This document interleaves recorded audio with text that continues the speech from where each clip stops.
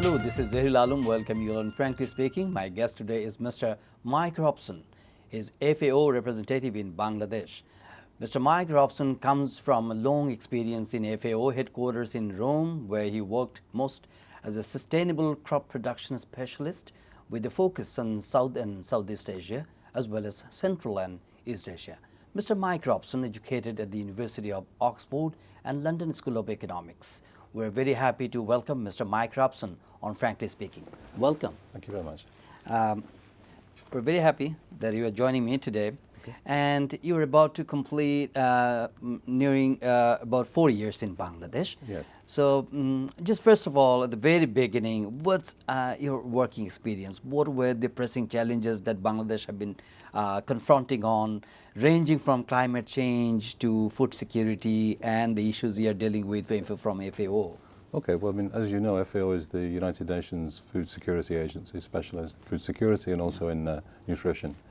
We're a technical agency of the UN, so we provide technical assistance. We don't provide massive investment projects, but we're trying to build the capacity of the country to tackle its own problems. I think when I first came here, I quickly came to understand that Bangladesh is going through a period of massive change.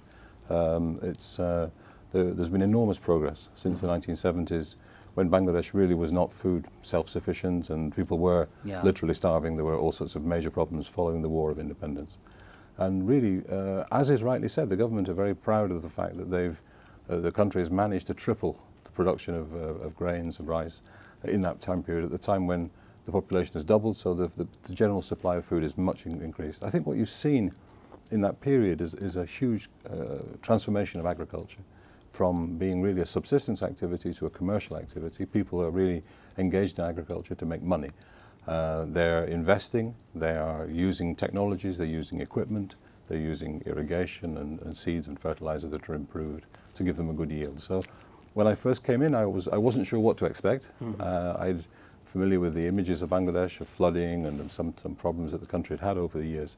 But really, I was amazed at what I found in terms of a country rapidly modernizing in its agriculture and so on.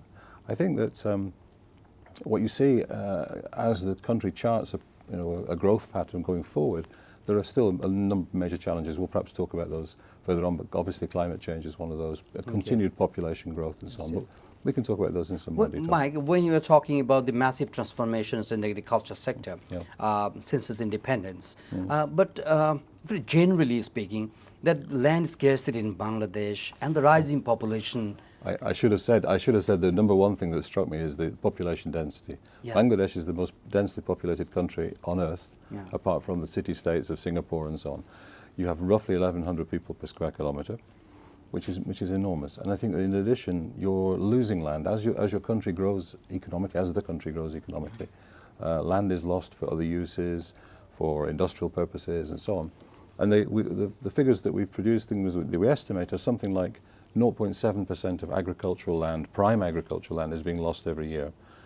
Some of it has been lost to river erosion, some of it has been lost to other forms of degradation, and some is actually taken for economic use. And in a way, it's almost impossible to tell the farmers, no, you can't sell the land, you can't develop it. You must continue to be a rice farmer is obviously not a message that can really convince people if they are poor, but they can see an opportunity to develop. So the loss of land is also a very important factor in Bangladesh. So when you talk about food sufficiency, food security for the long term, but right now the total population is around 160 million people. So if you foresee 30, 50, 100 years later, do you think that within this limited capacity, Bangladesh will be able to deal with that massive unforeseen challenges? I think that it's very important to separate out the production. I mean, food security is a matter of the food production, but also the ability to buy food, and obviously making the most use of the food utilization. So food security comes from what are called availability, access, and utilization of food. Now, looking forward, Bangladesh, as you say, population is going to continue to grow. The projections estimate around about 200 million people by 2050. I think what we're seeing is there will be some pressure because of the land use and obviously the increased demand. But at the same time, the food habit is changing. Okay. A lot of the Bangladesh food production system is based around rice. And it's likely that, looking at other countries, the way other countries have gone, the consumption of rice per capita is likely to fall as the country becomes more of an urban population. People move more towards more convenient foods, convenience food staples, and also moving out of staple food into other more diverse food types, foods of animal origin, fruits, vegetables, pulses, and so on. Rice used to effectively amount to 70% of the diet in Bangladesh, and the target is to reach nearer to 50%, 50-50 between rice and non-rice. That will obviously decrease the demand for rice, and obviously the possibility for freeing up land for more high value and also more nutritious, more nutrient dense crops and production forms. From FAO, we know that you have prioritized some sectors, some areas ranging from poverty reduction to ensuring food security or employment generation, whatever. So, would you please shed some light on the priorities you have, very briefly? Well, we have 5 major priorities in Bangladesh. The first of these really is on food security and food security policy, making sure that and we partner very closely with the Ministry of Food on that. Okay. There is what's called the Country Investment Plan for Food Security, which involves 13 different ministries, and it's really about trying to ensure that all of the government's efforts are coherent, so that basically there are no gaps, there are no overlaps, and that both the government's efforts and the support from the development partners, which is continuing in this area, that those should be sort of all moving in the same direction. The second of our priorities really is very much on sustainable production, looking at the environmental impact of production, trying to increase productivity but not create environmental damage. So that's the second of the priorities. The third one is very much on food systems and food safety, and really that's a very big topic in Bangladesh, as you're no doubt aware. Fourthly, we have about trying to increase or improve the linkages between farmers, extension workers and research to make sure that the flow of new technologies is effective. The second one is about the technologies, but the fourth one is about really making sure the take-up, because we have many technologies which are not always adopted by the farmers. Very important that. And then the fifth one is very much about resilience and kind of emergencies and being able to respond to shocks in the production system. In Bangladesh we have shocks in the sense of maybe flooding or storms, but we also have perhaps animal diseases was one particular area where FAO has worked now for the last 10 years, where we followed up work on bird flu, avian influenza, and really trying to work with the Department of Livestock Services to try and address the problems in that area. You were talking about changing food habit in Bangladesh. Yes.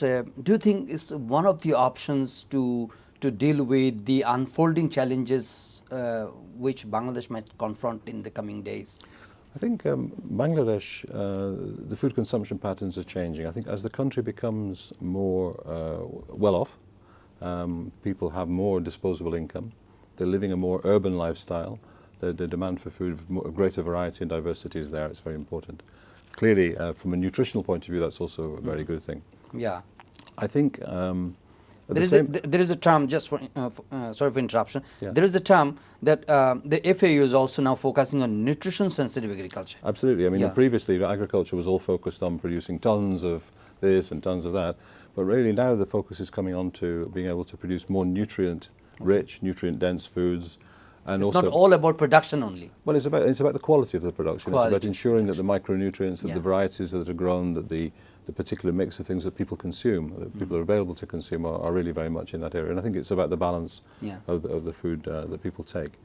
I think this nutrition-sensitive agriculture is a very important theme. We held a major symposium, an international symposium in Bangladesh back in March of this year. The country is moving very fast on nutrition at the moment. There's been developed the National Plan of Action on Nutrition, which combines the health-based approaches to nutrition, which are typically about if people are short of a particular micronutrient, giving effectively a supplement, taking a medical approach to nutrition. In addition to that, there's nutrition, that's called nutrition-specific interventions, and then the nutrition-sensitive are very much about the food-based approaches to nutrition and looking at the overall diet and lifestyle that people live in order to make sure that they are also healthy and they grow properly. I mean, you know the figures in Bangladesh in terms of the stunting, which is an indication of chronic undernutrition, are still quite high, despite the great success. and that the food and how effectively the message can be extended to the common people, to the farmers. Yes, absolutely. I mean, and I think it's through working with the extension workers and partly with the government, partly with the private sector, with the NGOs and so on, to really to try and get all these messages across in many, many different ways. Programs like your own or others, may be able to also promote healthy eating. Obviously, the Minister of Health, the Minister of Agriculture, the Minister of Fisheries and Livestock, and so on, they all have a part. And you're receiving good degree of success in this? I think it's in this sense, this is not FAO's responsibility, it's the government responsibility. Yes, for yeah, sure. sure. We're there to provide the analysis, the support, to help them try approaches that have been tried in other places to try and tackle these things. But I think that the balance of nutrition, I think that the emphasis on diet, I think it is changing. People are more sensitive now. They're more aware of what the issues are with a good healthy diet. I think that, as I said, the proportion of rice that people eat is coming down. Okay. And I think if you look at the overall system, if you take a view on is that significant? Yeah, but if you look at the overall food system, we're seeing on the positive side that the habits are changing. The productivity, dependency on the rice. The productivity of rice in the system is actually still increasing. People are still inventing new varieties, and we're still finding new practices that can improve. And there's still scope. There are still gaps in yield where people could achieve better performances in the field. Okay. But on the negative side, we do have increased population. We have, as I mentioned, the loss of land, and we also have obviously the climate variability. Yeah. We haven't really spoken much about climate change, but that's a new factor that really is introducing a variability into the production system. The seasons that we used to have are not quite the seasons we have anymore. The model for Bangladesh suggests that the country will be warming slightly. The rainfall pattern will change. It will not be the same rainfall pattern. We'll probably see a greater number of serious storm type events and so on. So these are some of the factors that have extreme weather events. And all of these things have an impact on agriculture and rural livelihoods, and this will also increase the element of uncertainty. So the long-term outlook is, I think it's good, but I think there's no room for complacency. I think there still needs to be attention to food security and food production, food availability, access and utilization. No denying, I understand that nutrition sensitive production is important, sustainable production is important, quality production is important, but under the given circumstances, do you think it poses significant alarm or threat to Bangladesh in terms of land scarcity? That importance of agriculture will be declining in the wake of scarcity of land. The importance of agriculture in GDP is already declining. It happens in all developing countries as they make this transition to moving from an agricultural economy into an industrial economy. So agriculture was 20-30%, for even more percent of GDP, and now we're down to tens of percent. I mean, I'm not sure, 15, 16, 17, 18, whatever percent we're talking, if you include also fisheries and livestock and so on. So that's happening. I think what you're describing is a concern if you assume that Bangladesh must be self-sufficient in everything. And I don't think that's possible. I think what the message really is that Bangladesh will not be able to be, and it is not today. Bangladesh today imports food, in terms whether it's certain vegetables or pulses which cannot be grown here. So I think that the trade is inevitable. I think you cannot say Bangladesh can grow everything it needs, or the Bangladesh diet should be adjusted to what we can produce. That is not realistic. It's not realistic at all. So I think, in some cases it's a zero-sum game. If you look at the situation, if we're going to consume more meat, as we become better off, we're going to grow more meat. We can produce meat in the country, but if we produce meat, we have to produce fodder. We have to feed the meat. We have to feed the animals. If we're producing fodder, we can't produce rice, because we either grow rice or we grow fodder. So I think that we have to recognize that the overall equation, if we want to eat differently, if we want to eat more diverse, if we're better off, we want to eat these foods, these nutritious foods, fish, meat, eggs, milk, or whatever, then some of this may have to be imported. And I think that that's a very important policy decision the government had to take. And what happened, the way I see it, I came in just after this happened, but about 7 or 8 years back, there was a crisis. There was the soaring food price crisis, if you remember. The food prices went up very high. Almost overnight, the markets were no longer functioning. Yep. And a lot of the policymakers were very badly shocked by this. You know, they had a situation where in Bangladesh, we may not be able to buy the food that people need in order to distribute and so on, and people will starve. You know, what will they say to us then? We're the politicians who are responsible. That moment marked a real trauma for the thinking of the government and the policymakers and so on. And I think that that's still in the back of their minds. Yes, yeah. And they're still thinking, well, we can't trust the market. The market might not work. Yeah. And what happens one day when we can't get? Yeah. But the reality is, my country, UK, imports a massive amount of food. In my UK, I can eat bananas. We can't grow bananas. I can eat oranges. We can't grow oranges there either. If I want to eat local food in the UK, I have to eat potatoes, carrots. That's it. Yeah. So, or maybe some other things. I'm exaggerating a little bit for effect, but there's certainly the citrus we would never taste. The many fruits and vegetables we would never taste. And so I think that this business of we are living in a connected world, and I think that trade is inevitable. It's part of business. It's part of life, and I think that will have to continue. If you view trade as a possible support to this, then clearly this crisis will not materialise. But I think that it's very important to be attentive to produce to the maximum benefit, and also for the farmers. I mean, I think at the moment rice production is not a very profitable business for the farmers, and it would probably make sense for farmers to try increasingly to grow things of higher value. You're already seeing the conversion of rice paddy into growing mango in Chapai and places like this in the west of the country, and we may see more of that too. Mike, IFA has a great effort to mango export of Bangladesh. What's your last year we see lots of mango have been exported to world chain Walmart. Yeah. So is that encouraging? It is encouraging. I mean, I think that Bangladeshi mango are recognized worldwide as a high quality product. The purpose was to try and ensure that the mango producers got a better price. So they were already selling into London, but into the ethnic market. The challenge was to get the mango into the supermarkets where they get a better price. Okay. Now, in order to do that, they had to have good certification. They had to be able to prove that they were safely produced, properly handled, and so on. So it was really the challenge was to try and get the safety certificates to show that to convince the buyers that the mango was safe. And that was what we did, and that was how. You have been working on fisheries sector as well. Yep. So, and this fish production, Bangladesh belongs to 4th position in the world. Yeah. In your view, what's the prospect of exporting food, fish especially? Fish. I mean, the fish exports are principally in shrimp, in aquaculture. I think inland capture fisheries and marine capture fisheries they're dependent very much on natural resources. There won't be big expansion there. There cannot be, because the resource is finite. I think in the fisheries sector, the aquaculture sector, then very much so there's a possibility of intensification, but there has to be handled carefully. Some countries have gone for intensification, but have ended up with problems of quality and also safety, maybe residues of medicines in the shrimp and so on. This was the case with Thailand and a couple of other countries maybe 10 years back, and Bangladesh doesn't want to go down that same route. This is what I was saying to you before about FAO trying to help the country not make mistakes that have been made elsewhere, to try and bring in lessons from other countries who've followed these kind of paths to try and understand how best to intensify.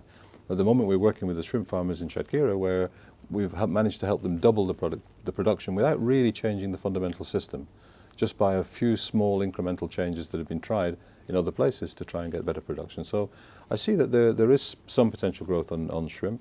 I think aquaculture for domestic consumption, fin fish, so carps and tilapia and pangas, these kind of things, are very much important and will be for the diet for people in the country as well.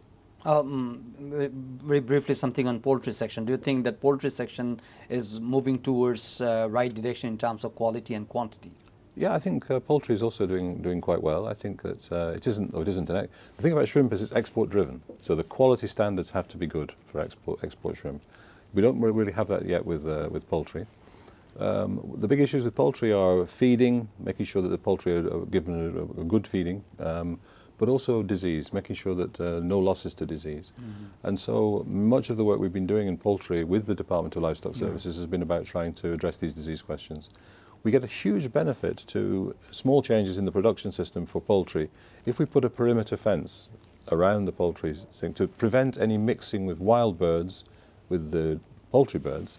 That makes a big difference in terms of the losses to disease. So small changes, low-tech changes, can make a big difference, particularly in the small commercial sector with about 500 birds.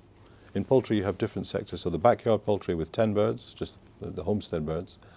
Then you've got these small-scale commercial, and then the big commercial that you see in Ghazipur or wherever with 10,000, even as many as 100,000 birds. That's almost industrial. So you have all these different subsectors in poultry. Obviously the advanced sector, the big scale, they're very conscious of hygiene and making sure things are very, very closely managed. It's this sort of mid-range that we've been working a little bit with the department with to try and address the sort of where they're on the edge, they're not backyard and they're not fully commercial, so they need help a little bit on technologies and approaches. Mike, the issues, the priorities you have set for Bangladesh to achieve. The very last question is that do you think that Bangladesh is heading forward right directions to deal with all the pressing challenges, all the pressing goals and targets? I think, FAO doesn't set the priorities for Bangladesh. Bangladesh sets its own priorities, that's for sure. And in fact, our program has been defined really with the government, hand in hand, working together. So it's really, our achievement is Bangladesh's achievement. It's not that FAO is doing this and so on. It's a success for FAO. Really, our role is very much in support of what's happening with the government.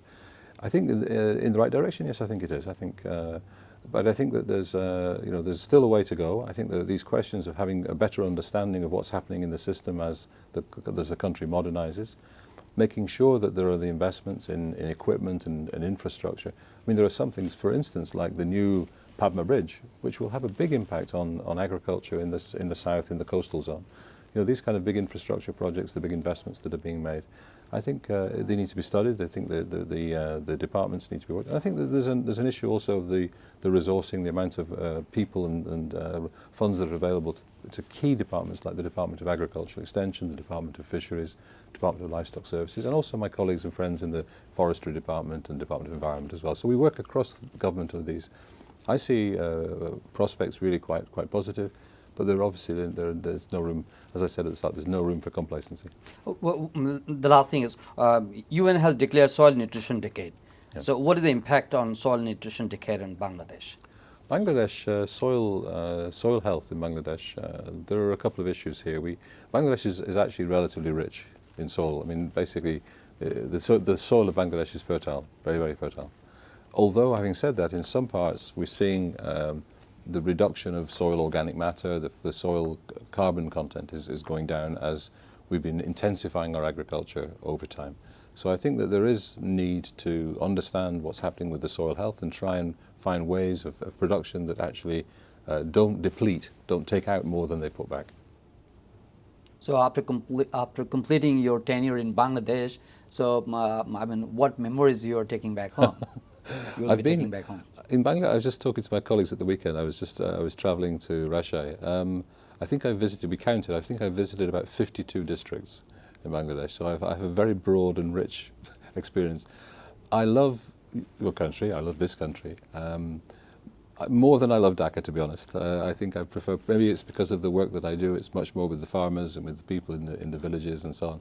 So, and I've also managed a very small amount of tourism. I've been to Joypur Hat, I've been to Paharpur.